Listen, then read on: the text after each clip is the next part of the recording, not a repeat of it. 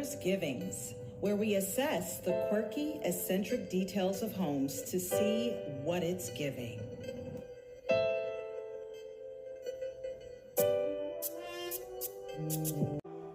Hey WinLakers, my first time viewing the outside of this 4-bedroom, 4.5 bathroom, 4,511 square foot residence without seeing the inside, immediately I said to myself, this is giving palatial on the outside and not so attractive on the inside.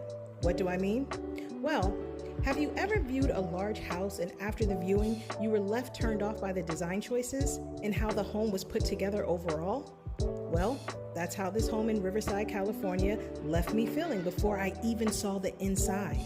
As I began viewing the inside, I laughed to myself because I was absolutely correct. The home just gave that the space wasn't used to the best of its potential. Sometimes people get caught up with the idea of having a grand home with a lot of square footage and forget about the functionality of the spaces. A huge house with limited functionality and mix-match design patterns is reminiscent to a huge diamond ring with an awkward cut.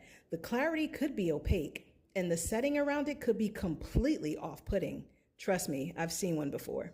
In this case, the outside of the home isn't necessarily unattractive, but I could tell from the shape of the outside that there wasn't much texture or great functionality on the inside. Trust me, I've studied enough homes to feel what the inside will be like before entering through the door. If I were the buyer of this home, I'd gut the entire thing down to the studs. I might even knock down the foundation and build up from scratch.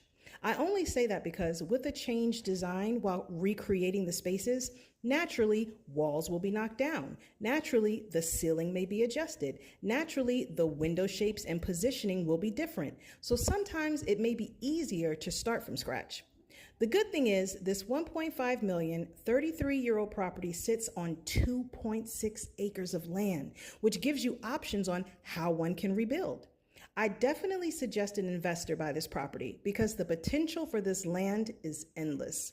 So for me, this Mediterranean-inspired property is giving Tina Turner's song, "Make Me Over, I Want to Be Made Over."